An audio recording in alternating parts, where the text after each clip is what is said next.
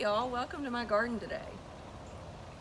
So I wanted to just show y'all a little bit of what's going on in this kitchen bed.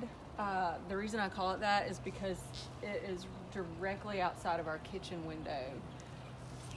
This is a Peggy Martin climbing rose, y'all. This thing is loaded with buds. Can you see all these buds? Yeah. All right, and they're gonna be pink. So the cool thing about this Peggy Martin rose, and I got it at Dothan Nurseries, is that when Katrina hit New Orleans, this particular rose was covered up with water for 2 solid weeks in a woman's home, in a woman's yard named Peggy Martin. And so when the waters went down, this plant was the only one that came back. So this plant literally lived underwater for 2 weeks, and Miss Peggy Martin took cuttings from this plant and she has cultivated this rose, and now, I guess it's being sold at a lot of different retailers in the South. And so I got this Peggy Martin rose from Dothan Nurseries, and I can't wait to see what it does. So this kitchen bed was one of the original beds that I created back in 2014. I recently put in this Oakland holly. I absolutely love Oakland hollies. Okay, and I had to have a little bit of height right here as you enter into the backyard, and so that I love. I've got some boxwoods, as you can see, and then I planted along the window agapanthus, which are not yet in bloom, but what's going to happen soon is that these agapanthus that you see back here will shoot up these beautiful purple ball blooms. You see them all over the place, and they're also called lily of the Nile. They're a lavender, round, very, very dreamy, ethereal little bloom. Then I've got some society garlic. Y'all, everything about this plant is edible, even the bloom. It comes up with some lavender blooms. This is a touch of lime abelia, and I love the little variegation. I think it's a great combo with all of my other greens. Now, this is a kaleidoscope abelia. Look at how enormous this is. My friend John sold this to me, and he had gotten it this big and had babied it for I don't even know how long. And it is just such a showstopper. Now, I had it planted over, if you can see, get behind these 3 hollies, over by the fence, behind that Japanese maple. But the problem was, it is just too beautiful to go in that little spot because it doesn't get enough attention there, and it also didn't get enough sun there. So not long ago, I dug it up and I put it back here, and I love it.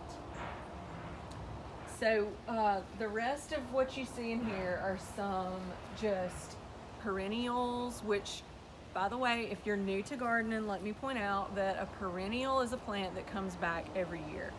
A perennial is usually like the black-eyed Susans, purple coneflowers. There's all different kinds of perennials, but that's what it means. It comes back every year. An annual is a plant that you plant for a season and then it's not going to come back. Usually. Sometimes they'll come back, but not reliably. Okay? So, what we're going to do today, I think, is I have quite a few projects that I could do today, but one that I think I want to do is transplant this huge boxwood that's back here that I need to get moved before I plant my boxwood hedge. So that's the plan right now. We'll see what happens. Okay. Hey, so right now I'm in the back of my garden. This is the back fence. And by the way, this is on the eastern side of our property. So it gets a lot of morning sun and a little bit of afternoon sun until probably about 2 or 3 o'clock when it goes behind that oak tree. So what I'm gonna do right now is dig a hole to put that big boxwood in, because I need something of structure and of weight over here behind this fence, and it'll be the perfect thing to put right here.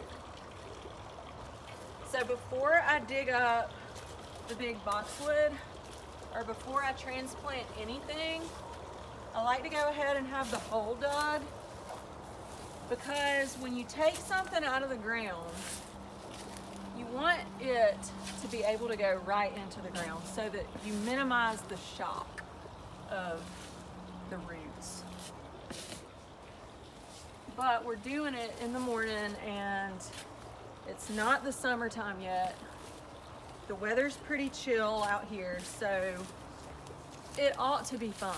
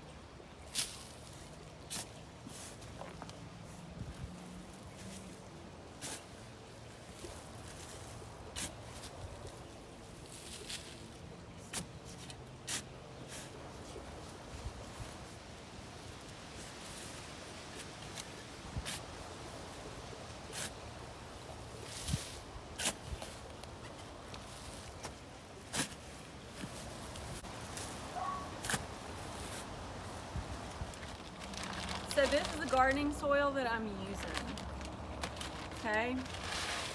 Just dump a little bit in there.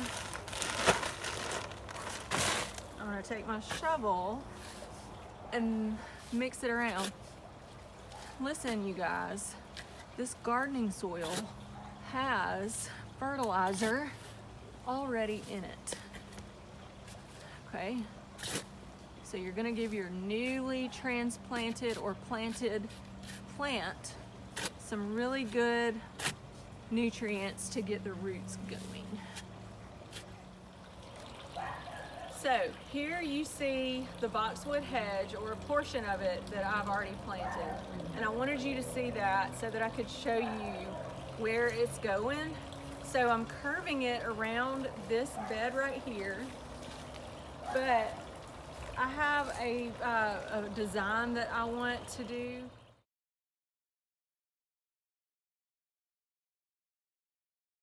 Which involves me moving a few of the plants that I've already gotten in here. Now, I designed this middle bed, and we'll call it the fountain bed, before I knew that I was going to plant this boxwood hedge. Which means that I have some plants that I need to transplant. All of this in here, these are 2 limelight hydrangeas. This is a copper top viburnum. This is a rose remnant of a rose bush that I moved, and it has shot back up. So I don't even know what color rose this is going to be, and I'm excited to find out what it is. But eventually I'm going to have to probably move it. I'm not sure. This huge boxwood is the one I'm going to move over in front of my back fence. And so the way I plan to do this is to not even let this boxwood know that it has been moved. See, I'm being a very sneaky plant mom. So I'm going to get as big of a boxwood ball, a root ball, that I can get. And the good news is this has not been planted for an extremely long time, so the roots are probably not super established. But the trick when you are transplanting a plant is to just be slow and steady. and you just work your way all the way around in a circular pattern around the widest part of the root ball. And you just kind of lift your shovel up just a little. And then you're going to eventually feel that plant start to let go.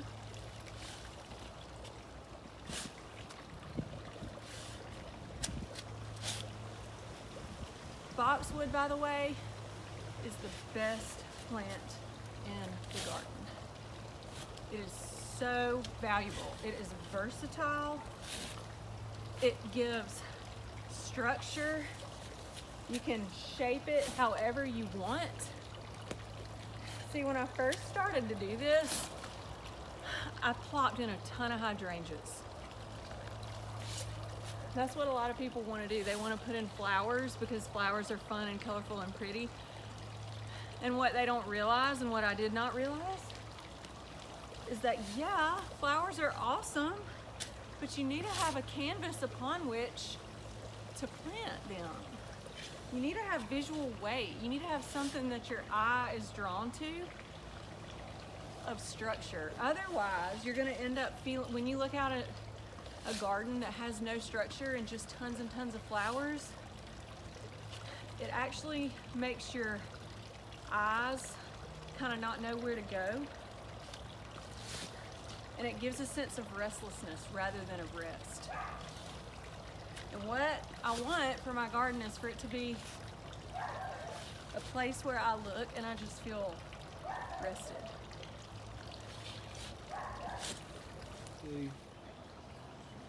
All right, guys, we got the big boxwood over here, and I've already got my hole dug. So right now, I'm just gonna put the boxwood in the hole and hope that the hole is the right size. And I think that it is.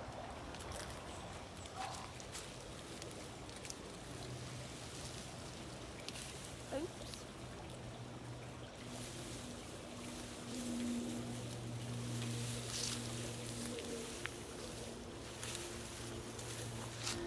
And I got a pretty big size root ball.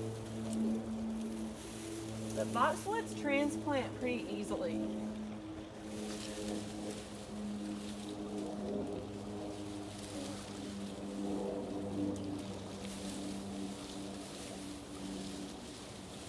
just have to kind of maneuver it.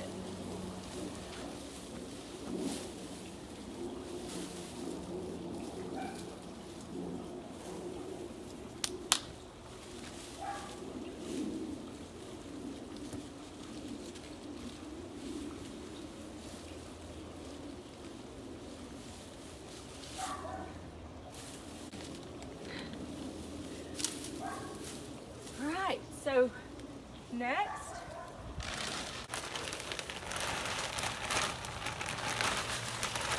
so this is where you got to get dirty. You can wear gloves if you want to, but I don't mind getting my hands in the dirt.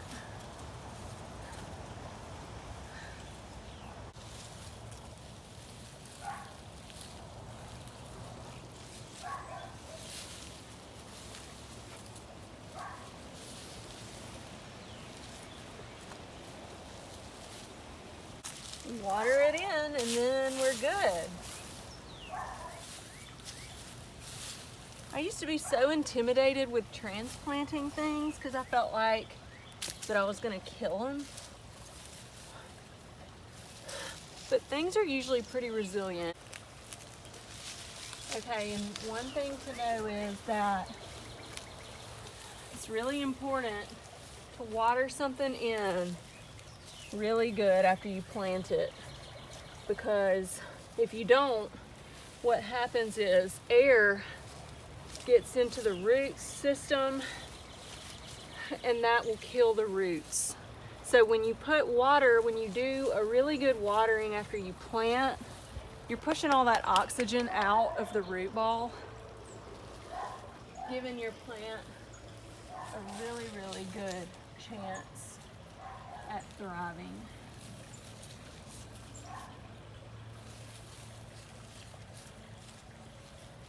Okay, let's see how that looks. Hey, so here's the finished product, you guys.